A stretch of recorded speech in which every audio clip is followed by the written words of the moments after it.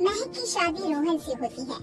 रोहन माँ बाप का इकलौता बेटा होता है, लेकिन फिर किसी कारण से रोहन की मौत हो जाती है। बेटा महक, तेरे आगे इतनी बड़ी जिंदगी है, फिर बच्चों की भी जिम्मेदारी। तू कोई काम कर ले। मैं तो कहती हूँ रोहन के ऑफिस में ही बात कर ले, शायद तेरे लिए कोई काम निकल आए। हाँ माँ जी, मैं भी यही सोच रही थी, लेकिन कैसे बात करूं, किससे बात करूं, कुछ समझ में नहीं आ रहा। अब वो क्या नाम था रोहन का जो दोस्त हुआ करता था, पहले तो बड़ा आता था हमारे घर। राकेश की बात कर रहे हैं? पर वो तो रोहन के बाद से कभी आया ही नहीं, पता नहीं कहाँ है वो। आया था, एक नहीं कई बार आया था, लेकिन मैंने बाहर से ही भेज दिया। घर के अंदर झांकता रहता था, मुझे ठीक नहीं लगा।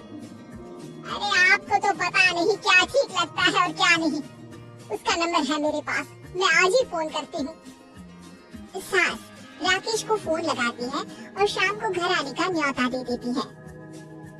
अरे आंटी, ओहो भाग्य हमारे कि आपने घर बुलाया। मैं तो कई बार आया, लास्ट टाइम तो अंदर से मुलाकात भी हो गई थी। हाँ, वो हम लोगों को निकलना था ना कहीं उस वक्त। अरे छोड़ो ना बेटा, बोलो क्या लोगे? आपकी बहू। क्या बकवास कर रहे हो राकेश? अरे मेरा मतलब ये है कि आपकी बहू कहाँ है? भाभी जी के हाथ की चाय की बस एक प्याली मिल जाती तो। महक चाय लेकर आती है, लेकिन वो जैसे ही राकेश की ओर देखती है, उसे राकेश पसंद नहीं आता। वो अंदर जाने को होती है कि अरे भाभी जी कहाँ जा रही है? बैठिए तो सबके साथ। जी नहीं, बच्चों को खाना खिला रही हूँ, आप माँ जी से बात करें ना। अंदर जाने के बाद सास कहती है, अरे बेटा राकेश, वो क्या है ना, वैसे तो तेरे अंकल जी की पेंशन आती है, साथ ही ऊपर 2 मंजिल मकान से किराया भी, तो हम लोगों का तो अच्छा चल जाता है। लेकिन महक, उनकी चिंता आप न करें आंटी, आदेश दें बस आप तो। देखो भाग्यवान, रहने दो, कोई बात नहीं, मैनेज हो जाएगा। अरे क्या मैनेज हो जाएगा अंकल, हमें भी बता दें। आप चुप रहिए जी। अब वो क्या है ना राकेश, तुझे तो पता है कि रोहन के 2 बच्चे हैं, उनकी पढ़ाई लिखाई का खर्चा बहुत है। हम ये चाह रहे थे कि रोहन की ऑफिस में महक को भी अगर कोई काम मिल जाता तो। क्यों नहीं आंटी जी, मैं हूँ ना, मैं बात कर लेता हूँ। वैसे तो आप हाँ ही समझिए। महक भाभी को बोल देना कि कल तैयार रहें मेरे साथ ऑफिस चलने के लिए, मैं मालिकों से मिलवा दूंगा उन्हें। महक अंदर से सब सुन रही थी। अच्छा आंटी जी, तो चलता हूँ, कल आ जाऊंगा। अच्छा भाभी जी तैयार रहिएगा कल। राकेश तो चला जाता है, लेकिन ससुर सास पर बरस पड़ते हैं। मुझे ये आदमी एक पैसे का पसंद नहीं है। तुम इसे बोल दो कि हमें कहीं नहीं करवानी बहू से कोई नौकरी। अरे क्यों नहीं करवानी? सारा पैसा मैं इसके बच्चे और इसी पर उड़ा दूंगी, तो मेरी बेटी को क्या दूंगी? जरूरत क्या है तुम्हारी बेटी को तुम्हारे पैसे की? अरे वो तो पहले ही बड़े पैसे वाले घर की बहू है। अपनी बहू की सोचो जो अब तुम्हारी बेटी जैसी है। बच्चे रोहन की आखिरी निशानी है। अरे अपना भाषण अपने पास रखो, सारा दिन घर पर बैठी रोटियां तोड़ेगी, तो काम करे ना कुछ बाहर जाकर। बहू सब सुन रही होती है।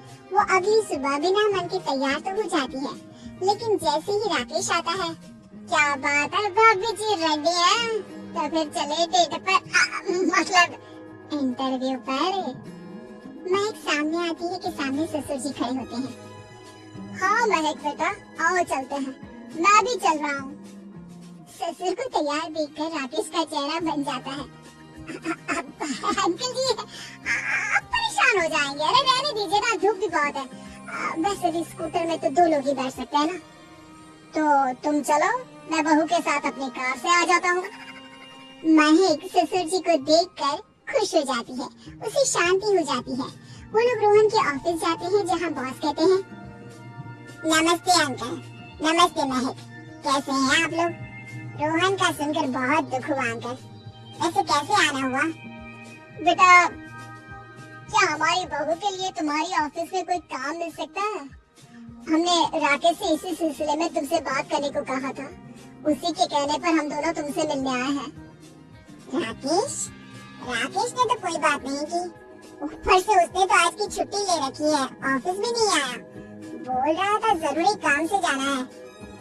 महक और ससुर एक दूसरे को देखने लगते हैं। वैसे महक क्या किया है आपने? आई मीन इंग्लिश कैसी है आपकी? महक बॉस से अपनी पढ़ाई लिखाई और क्वालिफिकेशन के बारे में सब कुछ बताती है। ग्रेट, आपके लिए काम तो है लेकिन ऑफिस में नहीं। सर मेरे बच्चे छोटे हैं, मैं फील्ड में काम नहीं कर सकती हूँ।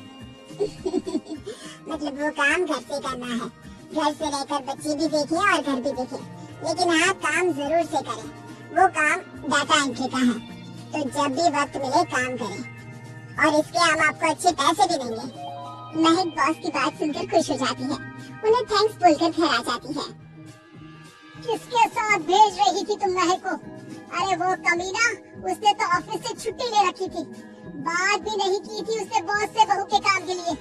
वो तो अच्छा हुआ कि मैं साथ में चला गया। हाँ ठीक है, नौकरी मिल गई ना, इतना ही काफी है।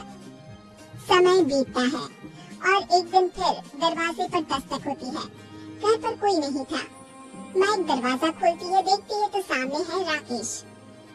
नमस्ते भाभी जी। नमस्ते, घर पर कोई नहीं है, आप कल आइएगा। अरे कैसी बात कर रही है भाभी जी, हम तो आपकी मदद के लिए आए हैं। वो क्या है ना, अंकल जी का फोन आया था कि आपको किसी मदद की जरूरत है। महक को आश्चर्य होता है कि उसके ससुर ने राकेश को फोन क्यों किया। वो ससुर जी को फोन करती है लेकिन फोन नहीं लगता। नहीं, हम लोगों को किसी भी चीज की जरूरत नहीं है, आप जा सकते हैं। अच्छा, एक कप चाय तो पिला दीजिए। महक चाय लेकर आती है। चाय पीने के बाद, रोहन मेरा बहुत अच्छा दोस्त था। उसने मुझसे कहा था कि वो रहे ना रहे उसके घर वालों का, खास करके आपका ख्याल मुझे ही रखना है, तो मैं कल फिर आऊंगा भाभी जी। नहीं, माता पिताजी है नहीं, वो 4-5 दिन बाद आएंगे। आप उन लोगों के आने के बाद ही आइएगा। मुझे ये सब ठीक नहीं लगता। अरे छोड़िए ना भाभी जी, लोगों का तो काम है कहना। मेरा मतलब है वो तो बोलते ही रहेंगे। आता हूँ मैं कल। महक को अब गुस्सा आ जाता है। हमेशा शांत और मधुर बोलने वाली महक पहली बार जिंदगी में फैसला लेती है और फैसला होता है राकेश को सबक सिखाने का। बड़े बेशर्म हैं आप। किसने कहा आपको कि आप आए? अरे भैया, साफ साफ बोला ना कि नहीं जरूरत है किसी की मदद की। मैं अकेले सक्षम हूँ अपना घर संभालने के लिए। आज आखिरी बार बोल रही हूँ, इस घर की तरफ आँख उठाकर भी देखा ना तो देख लेना, वरना पुलिस के हवाले कर दूंगी। निकलो यहाँ से, या धक्के मार कर निकालूं। पुलिस का नाम सुनते ही राकेश वहाँ से 9-2-11 हो जाता है और महक को अपने फैसले पर गर्व होता है।